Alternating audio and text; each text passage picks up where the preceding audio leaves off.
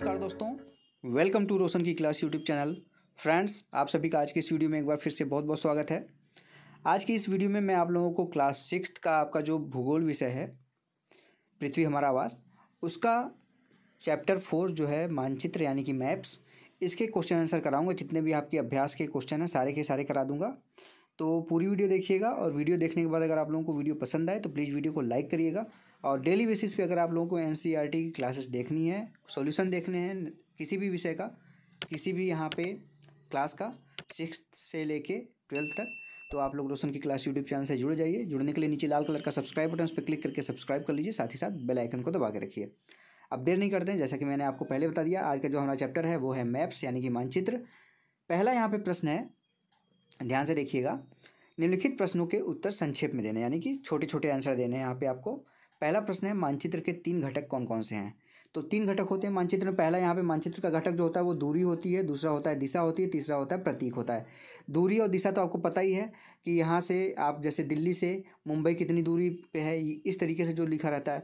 मुंबई से दिल्ली किस दिशा में है, पूरब में है, पश्चिम में है, उत्तर है, दक्षिण है, जो 4 दिशाएं होती हैं। और प्रतीक का मतलब होता है जैसे नदियों को नीले रंग से यहाँ पे दर्शाया जाता है, ट्रेन के जो पटरियाँ होती हैं उसको इस तरीके से दर्शाया जाता है। तो मतलब उसको किस तरीके से दर्शाया जाता है, ये 3 इसके मानचित्र के घटक होते हैं। उसके बाद है आपका दूसरा प्रश्न है, प्रधान दिग्बिंदु कौन से हैं? तो 4 यहाँ पे प्रधान दिग्बिंदु हैं, जैसे अभी आपको मैंने बताया, पूर्व पश्चिम, पश्चिम उत्तर और दक्षिण। ये 4 दिग्बिंदु होते हैं, जिसमें से पूरब ये होता है, पश्चिम ये होता है, उत्तर ये होता है और नीचे वाला दक्षिण होता है, ये याद रखिएगा। तीसरा प्रश्न है, मानचित्र के पैमाने से आप क्या समझते हैं? यानी कि जो मानचित्र पे पैमाना होता है, जैसे छोटे छोटे बड़ी भाई मानचित्र पे आप दिल्ली से बम्बई आपका अगर 2000 किलोमीटर है या 1500 किलोमीटर है, तो उसको तो मानचित्र पे हम पूरा उतना खींच नहीं सकते। तो उसको छोटा करने के लिए मान लिया जाता है कि इतना जो मीटर लिखा है इसके मतलब कि इतना किलोमीटर, उसी को छोटे चीज़ बड़ी चीज़ को छोटा कर देना ही पैमाना होता है एक तरीके से। जो मैं आपको समझाना चाह रहा हूँ वो समझने की कोशिश करिएगा। पैमाना स्थल पर वास्तविक दूरी तथा मानचित्र पर दिखाई गई दूरी के बीच का अनुपात होता है। जैसे कि आपके घर से आपके स्कूल का जो दूरी है वो मानचित्र पे तो उतनी छोटी जगह पे दिखा नहीं सकते, 2-3 किलोमीटर होगा। तो उस 2-3 किलोमीटर को मानचित्र पे दिखाने के लिए छोटा सा माना जाता है कोई चीज़, उसी को पैमाना कहते हैं। ठीक है। अगला क्वेश्चन है, ग्लोब की अपेक्षा मानचित्र अधिक सहायक होते हैं, क्यों? आपको बताना है कि ग्लोब ज़्यादा यहाँ पे सहायता नहीं दे पाते मानचित्र के कंपेयर में, मानचित्र ज़्यादा सहायता देते हैं, क्यों ऐसा होता है?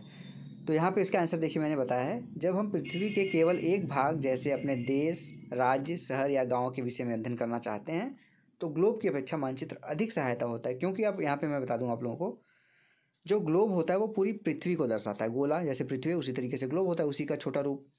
तो उस पर क्या है, आपको अगर एक शहर के बारे में देखना है, उसके डिटेल देखनी है शहर के, तो उसमें बहुत कम चीज़ें दिखाई देंगी। छोटे सा, जैसे आप ग्लोब पे देखेंगे भारत छोटा सा दिखता है, लेकिन मानचित्र पे क्या है, भारत की सारी स्टेट को आप अलग अलग देख सकते हैं। तो उससे हमको ज़्यादा डिटेल मिलती है मानचित्र से, एज कंपेयर अगर करेंगे हम ग्लोब का, तो ज़्यादा जानकारी हमको किससे मिलती है? मानचित्र से। अगला प्रश्न है, मानचित्र एवं खाका के बीच अंतर बताना है आपको कि खाका और मानचित्र जो होता है, दोनों नाम सुने होंगे आप, इसमें अंतर क्या है? तो यहाँ पे 2 कॉलम बना दिया गया है, एक तरफ मानचित्र दिखाया गया है, दूसरी तरफ खाका दिखाया गया है। मानचित्र में देखिए पहला पॉइंट है, यह पृथ्वी की सतह पर या इसके एक भाग का पैमाने के माध्यम से चपटी सतह पर खींचा एक चित्र है।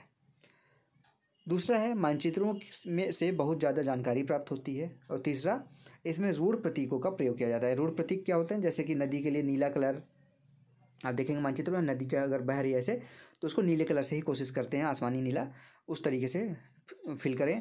या फिर कोई रेल लाइन है तो उसको इस तरीके से दर्शा दिया जाता है। सारी चीज़ें मतलब उसके सभी चीज़ के लिए एक प्रतीक डिफाइन है। जबकि दूसरी तरफ खाका की अगर बात की जाए तो खाका एक छोटा क्षेत्र का बड़े पैमाने पर खींचा रेखा। जैसे खाका क्या है, आपके शहर का खाका बनाना है आपको, आपके घर का खाका बनाना है, तो एक छोटे से क्षेत्र का जब आप कोई चित्र बनाएंगे उसको कहते हैं खाका। दूसरा पॉइंट है, इसमें वे जानकारी मिलती है जिसे हम कभी कभी जो जानकारी हमको चाहिए होती है, जैसे घर का डिज़ाइन क्या होगा, स्कूल का डिज़ाइन क्या होगा, ये सारी चीज़ें कभी कभी हमको जानकारी चाहिए होती है, तो इसके लिए खाका बनाते हैं। तीसरा है, इसमें लंबाई एवं चौड़ाई का प्रयोग किया जाता है। आपने देखा होगा कि घर कितना लंबा चौड़ा है, इस तरह से बोलते हैं ना, स्कूल कितने गज का है, ज़मीन कितने गज की, इसमें लंबाई चौड़ाई की बात होती है खाके में। अब अगला क्वेश्चन है, कौन सा मानचित्र विस्तृत जानकारी प्रदान करता है? यहाँ पे छोटा सा क्वेश्चन, तो यहाँ पे बड़े पैमाने वाला मानचित्र विस्तृत जानकारी प्रदान करता है। जितना ही बड़ा आपको मानचित्र देखने को मिलेगा उसमें जानकारी उतनी ही स्पष्ट होगी, उसमें ज़्यादा जानकारी मिलेगी। सिंपल सा क्वेश्चन है। अगला क्वेश्चन है, प्रतीक किस प्रकार मानचित्रों के अध्ययन में सहायक होते हैं। तो प्रतीक के बारे में बताया गया है कि प्रतीक मानचित्र जब आप देख रहे हैं, उसको पढ़ रहे हैं, रीड कर रहे हैं, तो प्रतीक जो होते हैं, जो निशान होते हैं अलग अलग चीज़ों के, अलग अलग डिजाइन के, वो किस तरीके से सहायता प्रदान करते हैं। तो यहाँ पे इसके लिए देखिए लिखा हुआ है मैंने, थोड़ा सा जूम कर लेता हूँ। किसी भी मानचित्र पर वास्तविक आकार एवं प्रकार के में विभिन्न आकृतियों जैसे भवनों, सड़कों, पुलों, वृक्षों, रेल की पटरियों इत्यादि को दिखाना संभव नहीं होता। अब भाई, अब ऐसे खींच दिया गया नदी को भी, ऐसे खींच दिया गया रेल की पटरी को भी, तो क्या आप कैसे बता पाएंगे कि रेल की पटरी कौन सी है और नदी कौन सी है। तो उसके लिए कुछ अलग से प्रतीक बनाएंगे तभी तो। जैसे नदी के लिए क्या होता है, नदी के लिए बना देते हैं, जैसे अभी मैं बता रहा हूँ, नदी के लिए ये ब्लू कलर, इस तरीके से नदी का जो होता है वो इस तरह करते हैं। रेल की पटरी के लिए क्या करते हैं, रेल की पटरी के लिए इस तरह से देखेंगे आप मानचित्र में, तो इस तरह से बना रहता है, जिससे देख के ही पता चल जाए कि ये रेल की पटरी है। ठीक है, प्रतीक चिन्हों का प्रदर्शित किया जाता है। ये प्रतीक कम स्थान में अधिक जानकारी प्रदान करते हैं। इन प्रतीकों के इस्तेमाल के द्वारा मानचित्र को आसानी से खींचा जा सकता है तथा इसका अध्ययन करना आसान हो जाता है। इस तरीके से क्या करते हैं, प्रतीक सहायता करते हैं मानचित्रों के अध्ययन के लिए। दूसरा प्रश्न है, सही उत्तर के सामने सही का निशान लगाना है। वृक्षों के वितरण को दिखाने वाले मानचित्र हैं। अब यहाँ पे आपको बताना है कि वृक्षों को जो बता रहा है कि इस क्षेत्र में ज़्यादा वृक्ष हैं, वहाँ पे घनत्व तो ज़्यादा है वृक्षों का, कहीं पे कम है, तो इस किस प्रकार के मानचित्र में दर्शाया जाता है। तो एक थीमेटिक मानचित्र होता है जो थीम के अनुसार, जैसे नदियों को दिखाता है, वो पहाड़ों को दर्शाता है, अलग अलग थीम पे वो मानचित्र बनता है। उसी तरीके से वृक्षों के लिए अलग मानचित्र बनता है, उसको थीमेटिक मानचित्र कहते हैं। ठीक है। दूसरा प्रश्न है, नीले रंग का इस्तेमाल किसे दिखाने के लिए किया जाता है। अभी मैंने बताया नीले रंग का जो इस्तेमाल होता है वो जलाशयों को या फिर नदियों को दर्शाने के लिए किया जाता है। अगला क्वेश्चन है, दिक् सूचक का उपयोग किया जाता है। दिक् सूचक क्या होता है, दिक् सूचक आपका जो होता है कंपास, जिसमें आपका नॉर्थ साउथ दिखाता रहता है। ठीक है, कंपास होता है, उसी को कहते हैं हिंदी में दिक् सूचक। दिक् सूचक का उपयोग क्या होता है, क्या यहाँ पे प्रतीकों को दिखाने के लिए होता है, या फिर मुख्य दिशा का पता लगाने के लिए होता है, या फिर दूरी पैमाने का यहाँ पे पता लगाने के लिए होता है। तो यहाँ पे आपको पता है, अभी मैंने बताया कि जो दिक् सूचक होता है वो दिशा, आप कंपास का यूज क्या करते हैं, नॉर्थ साउथ ईस्ट वेस्ट, ये देखने के लिए करते हैं ना उसका यूज।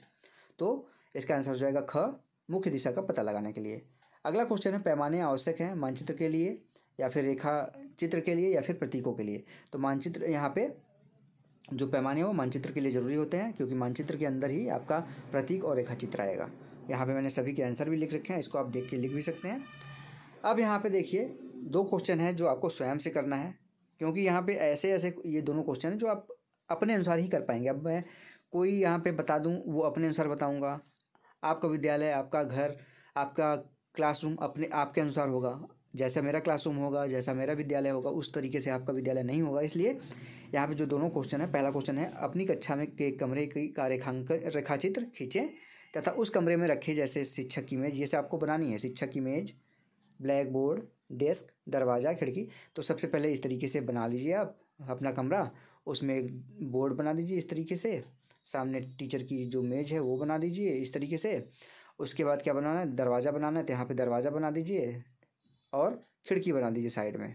तो इस तरीके से आप बना सकते हैं। आपको मैंने एक हिंट दिया है, आपका जैसे होगा विद्यालय का क्लासरूम उस तरीके से बनाएंगे।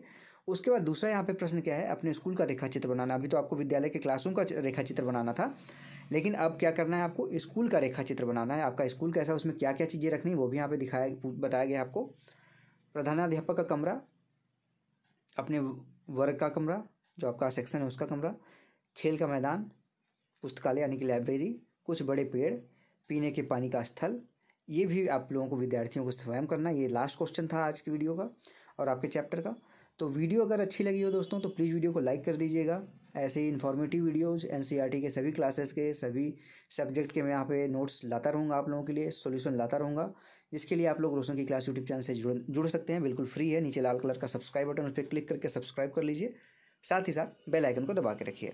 तो फ्रेंड्स, मिलते हैं नेक्स्ट वीडियो में, तब तक के लिए आप सभी का बहुत बहुत धन्यवाद। जय हिंद, वंदे मातरम।